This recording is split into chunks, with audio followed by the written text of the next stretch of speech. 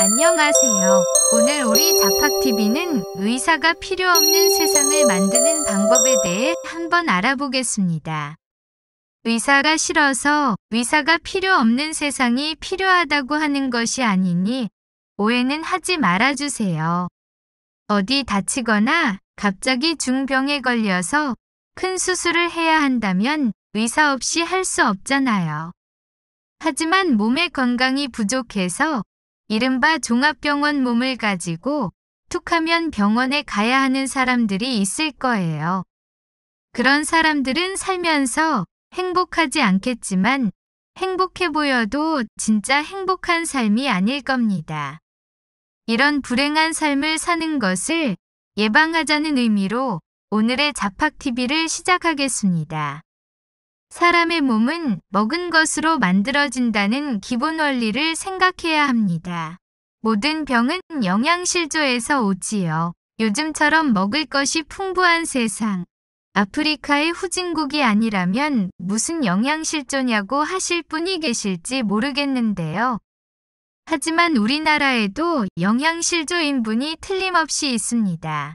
바로 양적 영양실조가 아니라 질적인 영양실조를 말하는데 이게 모든 병의 원인이 되는 거죠.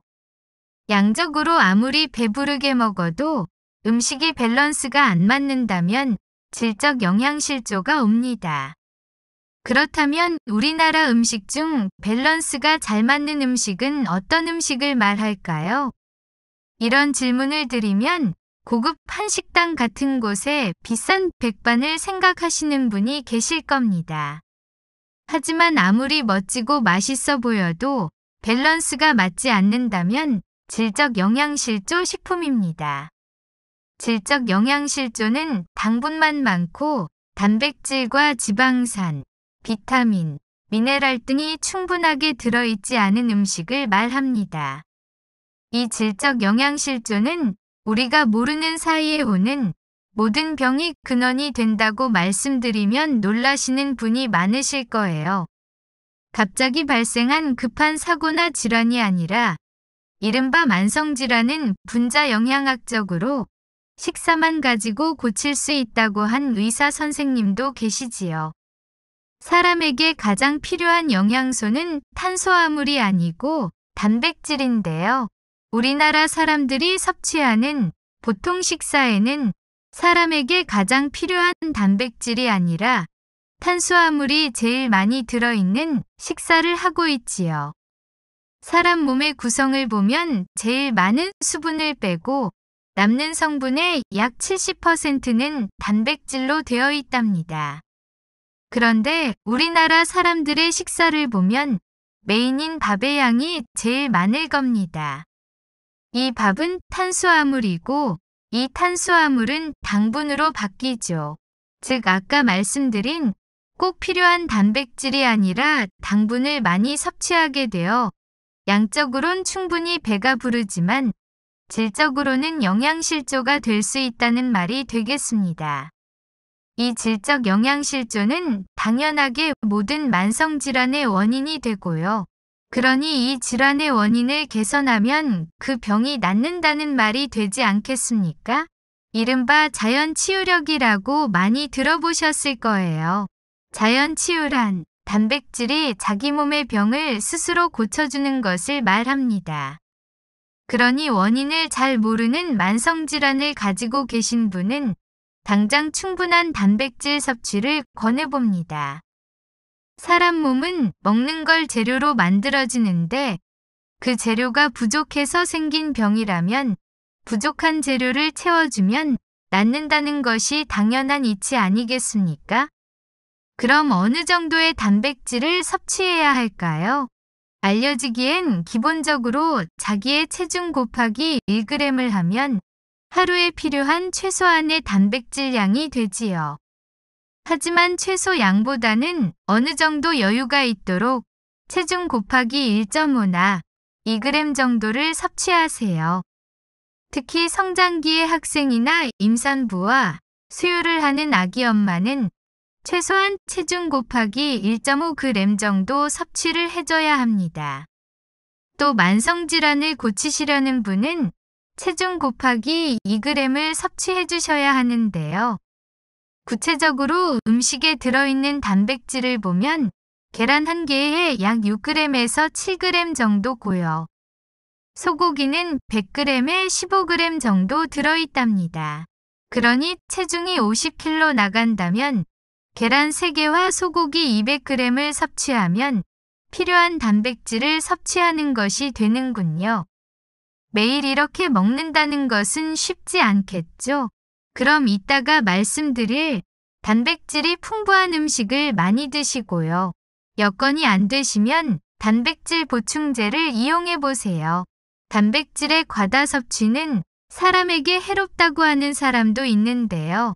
과다 섭취를 크게 걱정을 하지 않으셔도 됩니다. 사람이 체중 곱하기 4.4g까지는 섭취해도 안전하다고 하니까요. 65kg의 성인이라면 65 곱하기 4.4해서 286g이 됩니다. 이 양은 90% 이상 함유된 단백질 보충제 1kg짜리를 약 3일에 다 먹어야 하는 양이 되니까요. 그러니 너무 걱정 마시고 흡수 가능한 최대량을 섭취해도 걱정 안 하셔도 된다는 말이지요. 그런데 단백질 보충제를 먹으면 소화가 잘 안 된다고 하시는 분도 계신데 아마 이건 평소에 안 드셔서 그럴 겁니다. 대개 2개월 정도 드시면 익숙해지실 거예요. 옅은 보충제보다 가능하다면 식사할 때 단백질이 많이 들어있는 음식을 먹어주면 편할 겁니다. 단백질이 많이 들어있는 음식은 앞에서 말한 고기와 계란을 빼고도 아보카도, 모짜렐라 치즈, 아몬드, 땅콩버터, 호박씨 등에 많이 들어있습니다. 단백질 보충제는 아무리 해도 필요한 양을 못 맞출 때 말 그대로 보충해주는 거니까요. 그러면서 건강을 위해서는 당질을 줄여주셔야 하는데요. 단백질이 함유된 음식을 많이 드시면 밥은 덜 먹게 되니 크게 걱정하지 않으셔도 됩니다.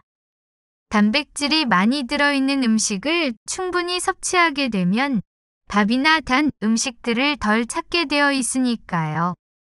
단백질은 만복감을 들게 해주니 당질 제한을 꼭 신경 안 쓰셔도 덜 먹게 되어 있을 거예요. 종합병원인 몸을 건강한 몸으로 만들기 위해서는 첫 번째가 단백질 섭취고요. 단백질을 충분히 섭취하셨다면 비타민이나 미네랄을 충분히 계산을 하셔서 드셔야 합니다. 이 역시 양질의 식사를 하며 야채와 과일로 충당해야 하지만 부족하다고 생각하신다면 보충제를 드셔야 하겠습니다. 기본적으로 사람이 하루에 필요한 영양소 중 꼭 필요한 철분은 약 100mg, 비타민 B는 100에서 300mg, 비타민 C는 3000에서 9000mg, 비타민 E가 400에서 800IU고요.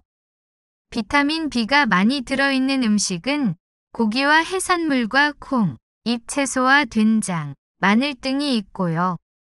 비타민 C는 브로콜리, 피망, 파프리카, 양배추, 시금치 등이 있습니다. 비타민 A는 동물의 간이나 당근, 고추, 깻잎, 김 등에 많이 들어있고 비타민 D는 버섯, 등푸른 생선, 계란 노른자, 비타민 E는 올리브 오일, 참기름과 견과류 등에 많이 들어있고 비타민 K는 녹색잎 채소에 많이 들어있습니다.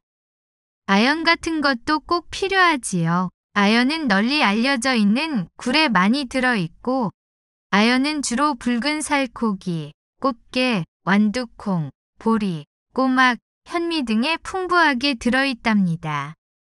그리고 본인의 식사를 구글을 구글려서 필요한 영양소가 뭔지, 넘치는 영양소가 있는지를 한번 확인해 보세요. 남성들은 빈혈이 있는 사람이 아니라면 철분 같은 것은 일반 식사에서 대부분 섭취하고 계시겠지만 확인을 한번 해보시고 부족하면 꼭 채워주세요. 이렇게 단백질과 비타민, 미네랄을 충분히 섭취하시면 병원은 저절로 멀어지게 될 겁니다.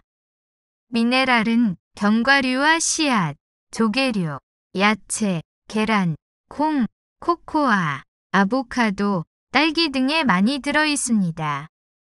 영양소가 많이 들어있는 음식만으로도 동영상 하나를 만들 수 있을 정도네요. 오늘은 여기서 줄이겠습니다. 이렇게 병원을 멀리하게 해주고 건강을 되찾게 해드린 자팍TV와 깐미에게 힘이 될 수 있도록 구독 버튼과 알림 설정을 해주시면 정말 큰 힘이 될 겁니다. 그리고 좋아요는 사랑입니다. 시청자 여러분 사랑해요. 고맙습니다.